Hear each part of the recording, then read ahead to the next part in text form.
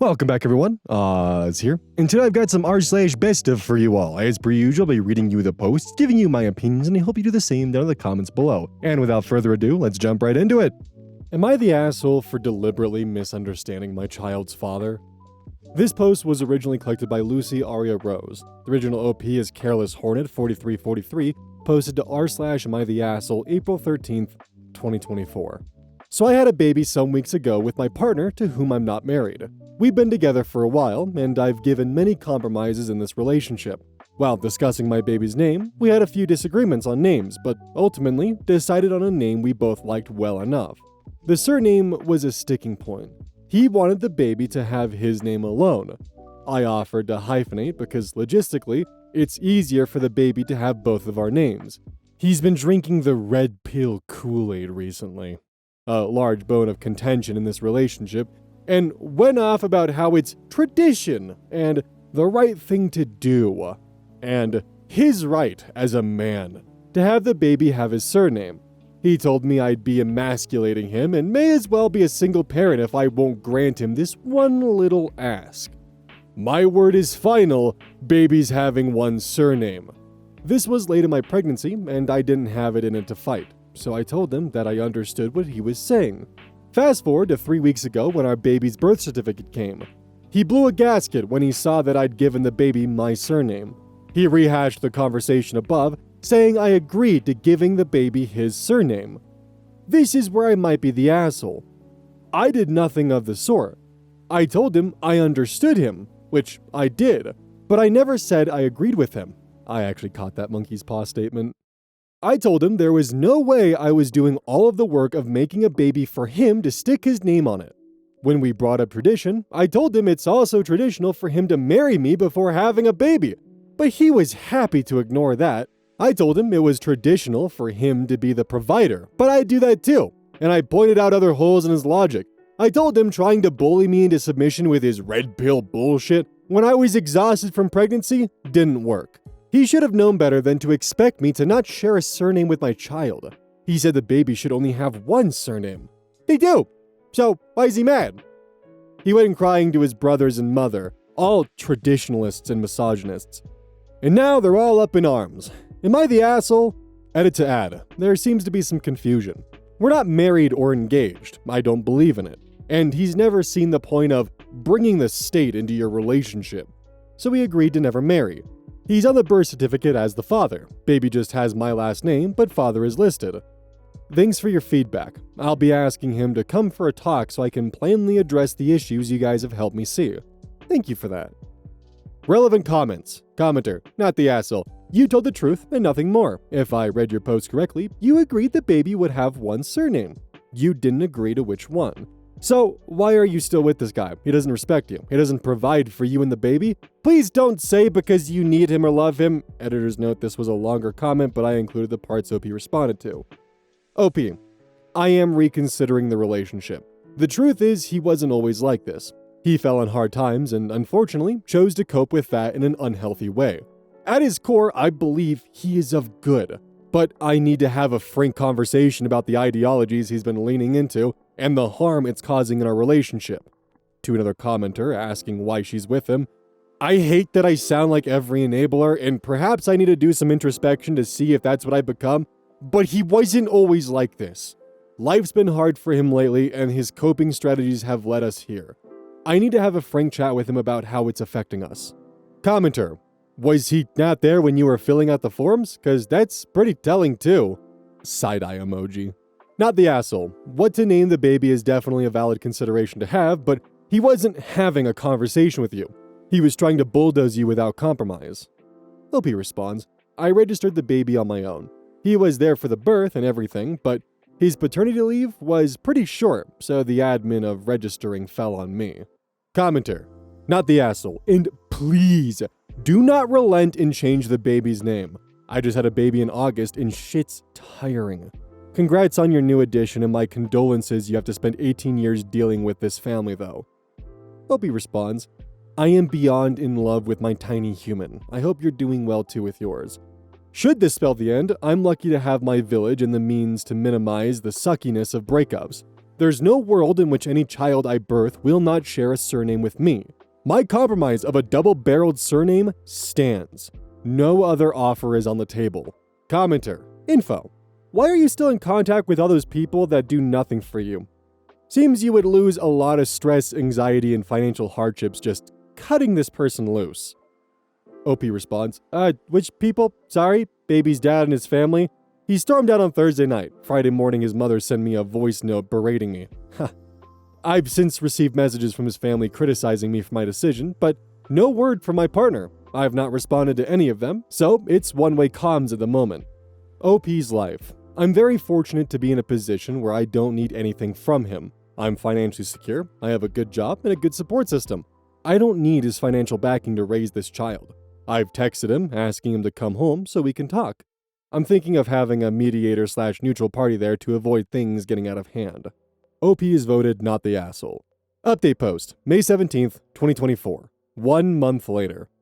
So, it turns out he's got deep-seated resentment for me, LOL. He resents me for earning more money than him, being further in my career than he is, not losing my job during COVID like he did, having parents who love and support me, not being a submissive woman, having a present and loving father, not combining our finances under his control, thus making him feel small.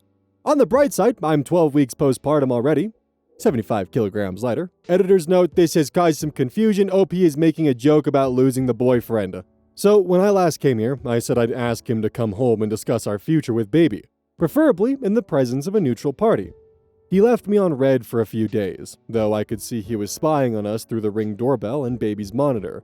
I disconnected them both, and he finally responded. He came home, still irate. His stance still hadn't changed. He seemed to have been bolstered by the days spent with his family. He rejected my request for us to do this in the presence of a couples therapist, the best neutral compromise I could offer. I asked him how he proposed we move forward. Then he went on a rant where the above came out. It was a full mask-off moment. If there was any part of me that wanted you guys to be wrong about him, it died that day. He again rejected the offer to hyphenate baby's surname. Apparently, I'm disrespectful and insolent. Funny enough, his mother's favorite words to scold people she disagrees with, for refusing to do what's right and give baby their rightful surname. I told him I won't go through the administrative nightmare of having a different surname to my child, and lots of data shows a double-barreled surname is social currency that has positive connotations. Nope, he wouldn't budge. I told him neither would I.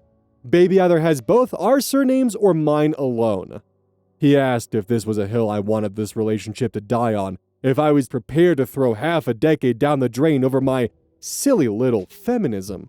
I told him I wasn't sure there was anything left to fight for, and we broke up. Thankfully, our, in his name, lease expires end of May. I called my dad and he came to help me pack up baby. X went back to his mom's while we packed. I messaged him to suggest we still need couples counseling. We need to learn to be co-parents and they can help us establish a healthy way of doing that. He again said no to that. My mom wanted to take me and baby on a baby moon holiday after this stressful period, but he would need to grant permission for me to take baby abroad. Yay. It was at that moment I wished I didn't have him on the birth certificate like some of y'all accused me of. It's going to be a long road ahead. I've instructed a lawyer to help us set up a formal agreement to avoid this in the future. He's not responding to correspondence from the lawyer, so that's fun. He's sulking, used to do this a lot when things didn't go his way. I hope he'll soon realize I no longer have time for his BS and I won't be toyed with, because I called his bluff and ended the relationship. To end on a bright note, the house I wanted us to buy a couple of years ago, which he talked me out of until he was back on his feet again despite us being able to afford it on my salary alone, he's back on the market. I took it as fate. It's time to move on from this man. It's a beautiful Victorian terrace near good schools, good transport links, a small garden, and close to my parents. It'd be the perfect home for baby and I. I put in an offer last night, so wish me luck. It's in a chain, so if my offer's accepted, it won't be ours for months. But my parents have allowed baby and I to move into their granny annex for free. My village. Relevant comments taken from the update post on OP's page and Am I the Asshole? Commenter. He sounds like a horrible person and he'll probably pass down his horrible ideologies of women and relationships to your child. But hey, I don't know you or him, no offense and that relationship, but is co-parenting even worth it? OP responds, I mean, he's not asked to see the baby since we broke up, so to be honest, I don't think I'll have to do much co-parenting with him. He probably doesn't care because it doesn't have his last name. Commenter, unless there's an actual custody order in place, you don't need permission to take that baby anywhere. OP responds, I wish that were true. In my country, you need permission from both parents to take a child out of the country. Commenter, I would go on your baby moon holiday with your mom.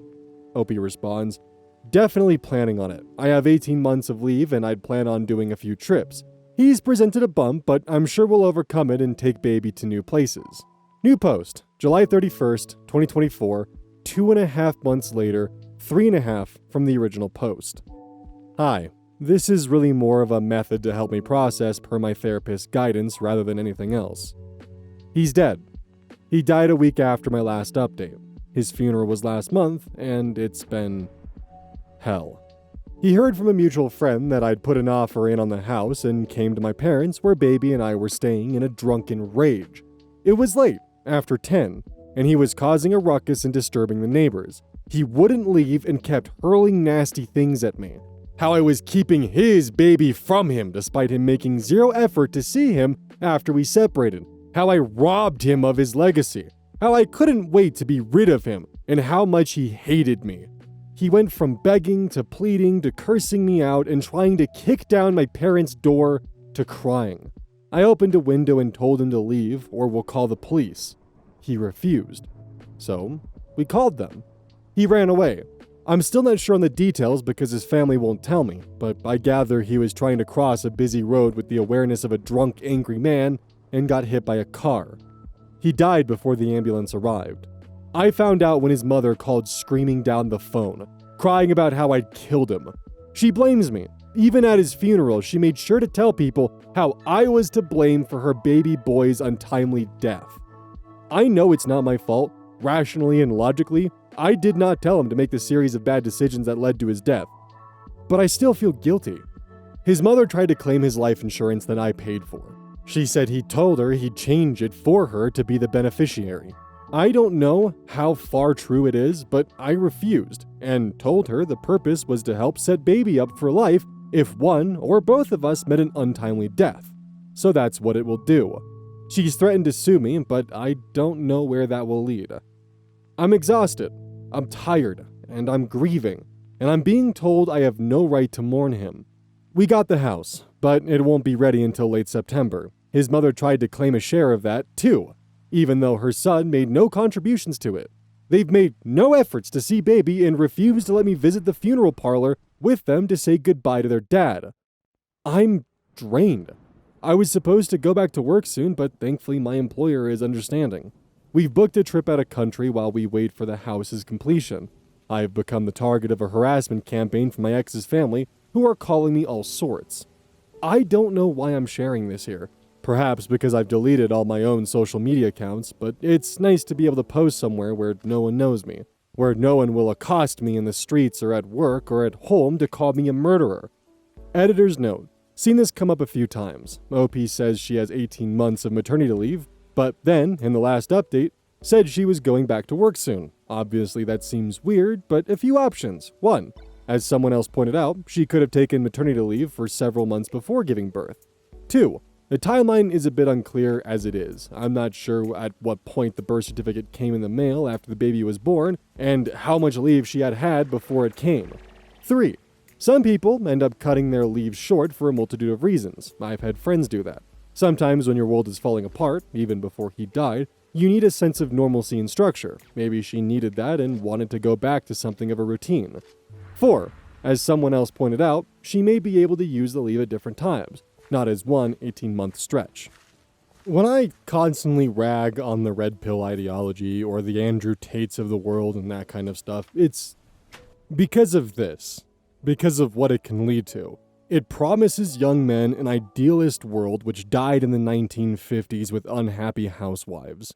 That's what happened. That's why that lifestyle doesn't exist anymore. The red pill promises a world to younger men, one where they are entitled to the kind of things they believe, claiming it to be simply tradition rather than misogyny. It's just the way the world works, or should work, is how they normally present it. It's an entitlement, one that's oftentimes sold by people who are more interested in getting their podcast numbers up so they can get their brand deals just to pay a little bit more on the side. They don't care about the effects that it causes younger men. They don't care what it does, as long as their bottom line goes up. OP's deceased ex was promised a lifestyle, promised a way of living, guaranteed that this is how things should be. You just need to be more assertive, more of a man, assert your dominance. And we see the results of this. The entitlement to a world he was promised led to bad decision after bad decision after bad decision, until unfortunately, there are no more bad decisions to make. The red pill is destructive and dangerous. It promises people who are vulnerable or at low points in their life delusions of grandeur and a lifestyle which is only self-serving. Am I the asshole for uninviting my daughter to our Christmas gathering? New update, over 2 years later. This post was originally collected by Direct Caterpillar 77, and their tagline is, Satan is not a pogo stick. The original OP is U/electronic gas 5769, posted to r/am I the asshole, November 11th, 2020. Am I the asshole for uninviting my daughter to our Christmas gathering? Bear with me, I'm on mobile. I'm a mother of 4 children, 2 older sons and 2 young daughters. All of them are adults and have moved out a long time ago. I have always been close with my daughter Sally, while Penny has always liked to have her own space, which I don't mind. They're both beautiful, talented young women that I thought I couldn't be more proud of. We're having early Christmas this year. First week of December, I was inviting everyone around for Christmas dinner, gift giving, and the lot. When I phoned Penny yesterday to clarify a few things, she mentioned that she and her husband would not be coming. When I asked, she said that they had separated for now as they had cheated. I said that it was surely better to spend time with family if this was the case, and maybe she should come home for some time. She and awed, but then eventually she told me that he had an affair with Stinkbug, Sally, her sister, and they had been seeing each other for the past 2 years. I felt sick. For the past 6 months in our talks, Sally has alluded that she had been seeing someone and was typically girl in love. I uninvited Sally to the Christmas gathering and blocked her. I don't know if I'm able to deal with her before Christmas, but this is family time, and family can't hurt each other like that. I'm at a loss in all honesty. Penny is now coming, which is good because at this time she needs stability of people who love her in my opinion. The problem is that Sally naturally thinks I'm in the wrong. It's none of my business, and as her mother, I can't block her and remove her from the family. My sister thinks I shouldn't get involved in their personal lives, which I think is BS. My daughter needs us right now. But then she tells me I have 2 daughters to think about, which I think isn't true. Sally has forfeited that right at the moment. Thankfully, my husband is liaising with Sally at the moment, but he's also in solidarity with me.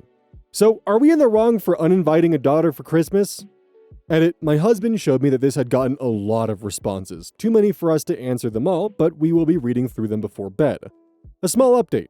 Penny's mother-in-law found out. While me and her have only spoken a few times, she did dote on Penny, and I know Penny got along well with her. I haven't spoken to her personally, but I know she phoned my daughter and was really supportive and crying. My sister said that if Sally isn't invited, then she isn't going either.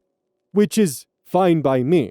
She wasn't invited in the first place due to the pandemic. Otherwise, I've been working and doing some crochet, so it's been quiet. Smiley face. Verdict, not the asshole. Update 1, December 6th, 2020. 1 month later. Hello all, my Christmas gathering was yesterday, and my son and husband wondered if I would post an update for you all. It's been rather uneventful, but I've been equally surrounded by warmth and love while also feeling heartbroken and lonely. So first of all, since my post, my husband has been teaching me to use Reddit. I've really enjoyed being in some craft communities. My daughter Penny has been staying with us. She works from home. My husband and eldest went to get some more of her stuff from her old house. Penny's mother-in-law, Jane, was there and was very helpful and sweet. She also brought some mint hot chocolate for our Penny and Christmas candles. I know they're her favorite. From what Penny has told me, Jane is having similar feelings to me. A lot of guilt over our children's decision to hurt people we love. I think at this point we have to accept that we did our best raising them, but they're adults now, so we can't beat ourselves up.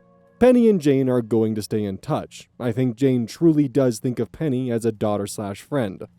On to some more negative things. I wrote my letter to Sally during this time. I expressed that I was extremely disappointed and also disgusted. While I will continue to have a relationship with her, she won't be welcome to any family gatherings with Penny present unless Penny has met a point in her life where she feels comfortable.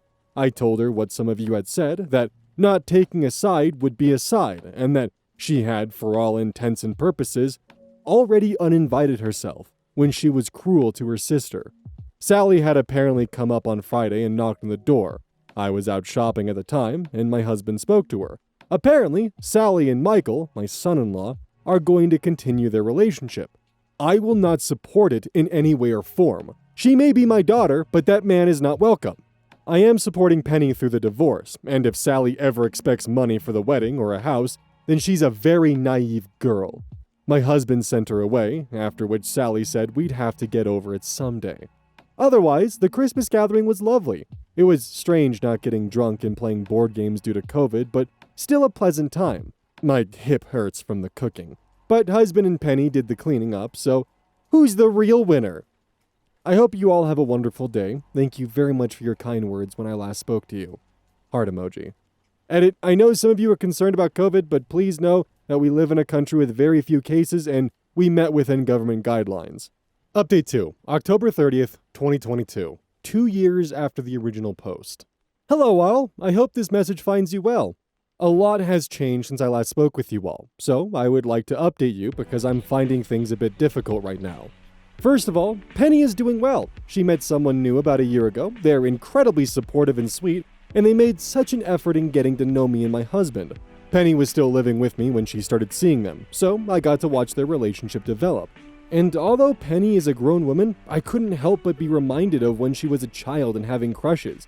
It was very endearing, and I'm glad I got to witness firsthand the smile her new partner gives her. Penny also got a new job and has moved to Ireland with her partner. Sally and Michael have continued their relationship. I don't have a lot of love to give Michael. I'm civil enough, but frankly, it is difficult for me to become invested in their relationship at all. Michael recently asked permission to marry Sally, which was disrespectful to say the least. Penny still lived with me last Christmas, so again, they were not invited. I'm not hosting this Christmas and am instead going to visit my eldest son. He and his wife had a little boy at the beginning of this year. They've asked me to stay with them for a little while so I can help with the cooking and cleaning as they've been struggling a little bit. Finally, my husband passed away 9 months ago.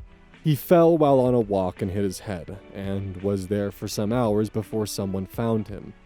It's been a difficult transition, to put it mildly. Being a little bit on the older side, I've lost a fair few people in my life, and while I did grieve, I always had the strength to continue. Losing my husband made me realize how much I relied on him. Not just to take the bins out or pick me up from choir practice, but all the times I was angry, sad, and overwhelmed, and he was there for me. When other people passed away, at least you get moments of respite in the grave, where you just sort of forget they've passed. With my husband, there are only reminders. Every time I wake up alone, when I now have to take the bins out, when I have to cook a meal just for one person, there's not really a moment of peace in this grief, and I have found it very difficult to deal with. It's his birthday at the end of November, and there was another moment of grief as I had to get rid of my notes for birthday gift ideas in my notebook. Everything has just been so painful to deal with, and I just cannot stop crying, even after all this time. I just can't even stand to think of the good moments I shared with him because it hurts so much.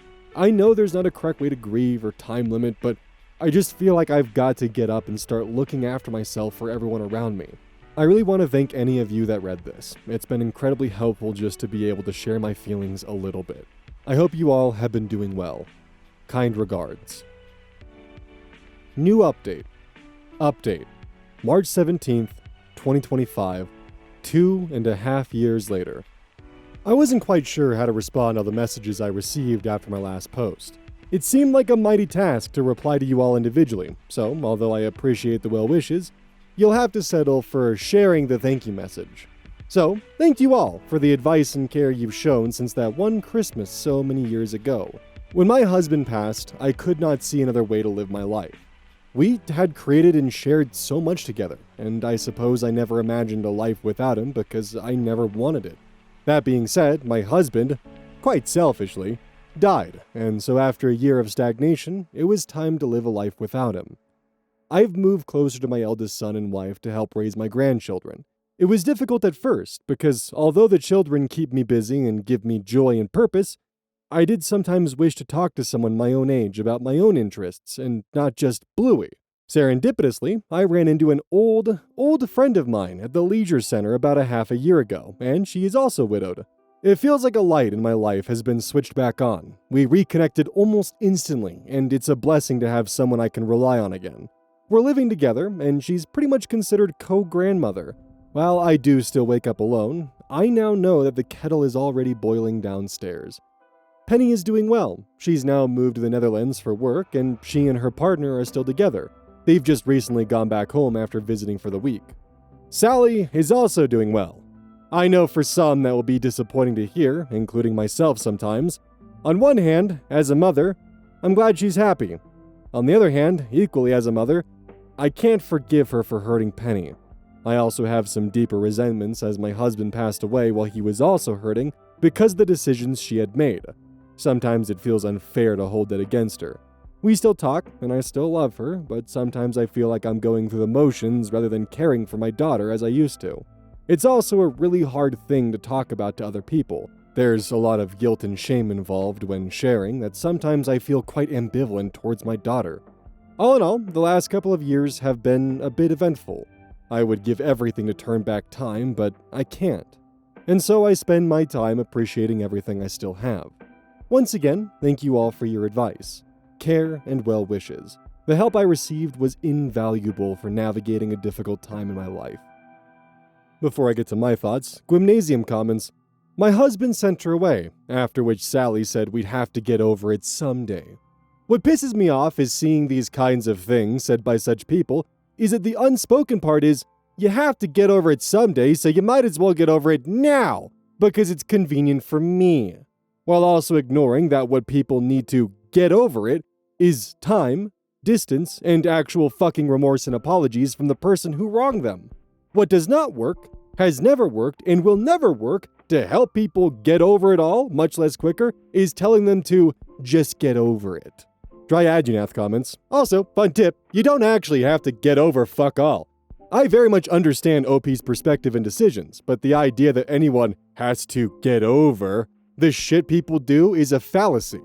I will burn the bridge while we're both standing on it if I have to. Sometimes getting over it actually means getting someone out of your life before they can fuck it up more than they already have, and only thinking of them when others bring them up. Like I said, I understand OP, but I also understand Penny. I wanted to include those comments because they covered an exact grievance that I had while reading this that I didn't want to interrupt the post to go into. Is that, yeah, I definitely hate the whole, well, you should just get over it, or you're gonna have to get over it someday anyway. Or maybe you could just apologize, because Sally, sometimes people don't have eventually. Like your father. You did something fucked up to your family, and you just kind of expect them to eventually get over it? That's gross. Can't just go to your home and hit you in the shins with a crowbar and be like, you'll get over it eventually, and walk away. Like what? You hit me in the fucking shins with a crowbar and haven't apologized. What am I supposed to do? Just accept the fact that you're the crowbar swinger and call it good? No. Apologize. Show some remorse. Be a human being to your sister and mother and everyone else that you harmed in the path of pursuing the lust you had for your sister's ex-husband. Like, come on, Sally.